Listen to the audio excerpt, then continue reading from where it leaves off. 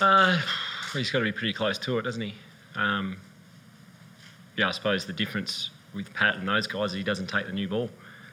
So he bowls probably at times when the ball's not doing as much and the wicket's a bit flatter. But, I just think his ability to just get it done in all conditions, whether it's moving around or not, is second to none. And I felt as the summer went on, he actually got better and better, and the more he bowled, it felt like the quicker he was bowling and the more accurately he was bowling. So I think was he the fastest Australian bowler to 90 wickets, something like that. So that probably says that he's right up there.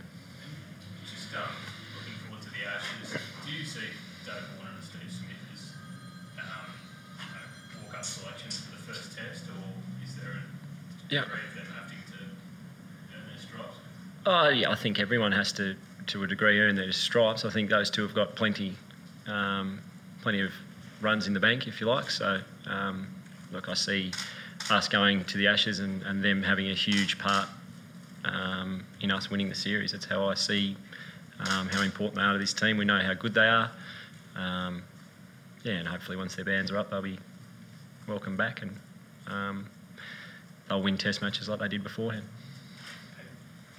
Did you delay the declaration to give Aussie a chance to...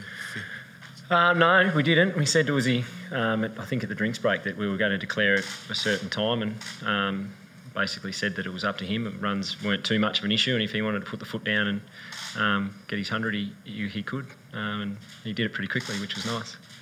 I suppose a good test for him and for Starkey, just get a little bit of confidence in their games. Yeah, absolutely. And a real... lesson, I suppose, to a lot of the younger guys in our team as well, that Test cricket's not always easy, no matter how good you are, and you've got to work really hard. And whilst those two guys haven't had outstanding summers or as good as summers as they would have liked, I thought the way they went about it at training and the way they led our group in terms of effort and how you prepare to play Test cricket was great for them to see, and then for the younger guys then to see them go through a really tough period, not throwing the towel, keep working away and get the results they did in this test was a really good lesson of perseverance, and I know a lot of our young guys will learn a lot from that. You took the team over in a moment of real transition, and it was really tumultuous as well, but this summer we've seen Marcus, Travis, Jai and Curtis all come into the team. Yeah. Do you feel like it's more your team now, that you'll be able to mould it and shape it in the way that you want, because you've got this young crop of players who are working with you?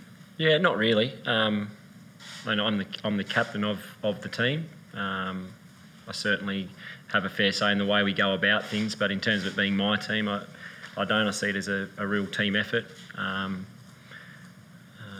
think everyone's, like I said, it's no one's team. We speak about it in the change rooms all the time. We're Australia's cricket team, so it's up for us to wear this cap with pride and play in a way that will make all Australians proud. So. Like I've said, it's a bonus now that we've got those guys in and they've done really well, and we're building a real depth around Australian cricket, which is great. Tim, speaking to Mitch Stark last night, he talked about having to basically find a way to clear his head to be able to perform as he is in this match. In a broader sense, over the past 12 months and this summer, has that been a bit of a challenge or something to learn collectively, the team's leadership, batsmen, bowlers, whoever, to be able to do that? Yeah, I think so. I think, when everyone is struggling in sport and cricket in particular, a lot of it is in your own head, and at times we've got to find ways to get out of our own head, and Starkey was probably a pretty good example of that. But as I said, I was really proud of the way our boys rallied around Starkey, and even when he wasn't at his best, kept reminding him of how important he is to our team and how we think he's one of the best bowlers in the world. And eventually I think we got through to him, and I thought he bowled superbly this game. So as I said before, I think it's a real lesson for all of us, but particularly the young guys in our group. Tim, obviously no more tests now before the Ashes and a lot of white ball cricket. Is it a tricky balance to try and work out those players who played both one day and tests? Yeah. Is it a tricky thing in the next few months, and how much of a say would you like to have on who perhaps plays what format to make sure that you're best prepared for both of those? Yeah, I'll have a word to JL and tell him that I'd like to play in the World Cup and see how that goes. But no, look, I think the guys that are playing in both are obviously our best players, so I think they'll have a fair idea that they're going to be in both, and they're professionals that have been doing it for a long time, so I'd expect that they'd be ready to go for both tournaments, whether it's red ball or white ball, and it's about finding the time to prepare for both. If you're in white ball mode, it's about taking some red balls with you and making sure you keep ticking that over, and vice versa. So I don't expect it to be a problem. We've got the other test guys as well. I think having the Dukes ball for the back half of the summer is really going to help us prepare for that as well. So, but again, it's going to be up to the individual to prepare a little bit because of the scheduling at the moment. Tim, what about your short-term playing future? You've got BBL, Shield games, and maybe a little bit further ahead. That was a series. Yeah.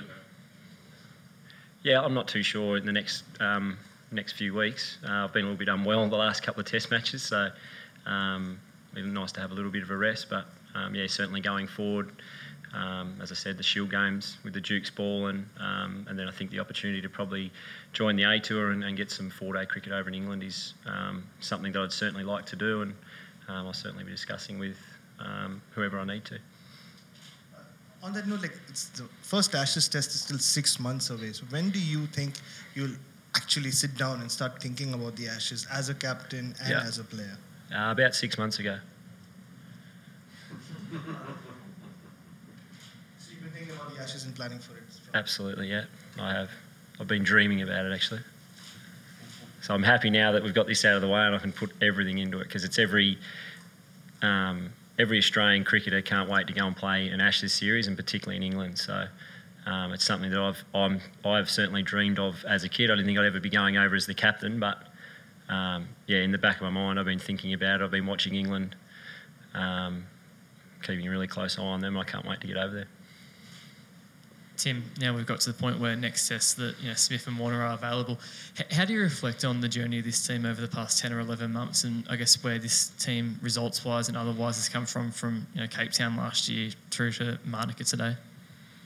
I'm really proud of the way that we've gone about it. We spoke at the start of the summer about our main priority was to win back the respect of our Australian public and our cricket fans, and sitting here now, I think we've gone a long way to doing that. We've probably still got a little bit of work to do, but I think we're on the right track, and I couldn't be prouder of the way our coaching staff, our support staff, and our playing group have gone about things in some really difficult times. And it's in these difficult times that you see the sort of characters that you've got in your group, and it's confirmed to us that we've got some really good characters, some really strong characters, and some people that we can build a really strong Australian cricket future on. Tim, what have you learnt out of this test summer? Obviously against India it was really hard against a very good team, and then maybe on the other side of the spectrum against Sri Lanka, but you guys won. What do you take out of, I suppose, the last 2 months? Look, honestly, we were quite disappointed with the way we played in India. We didn't think we played against India.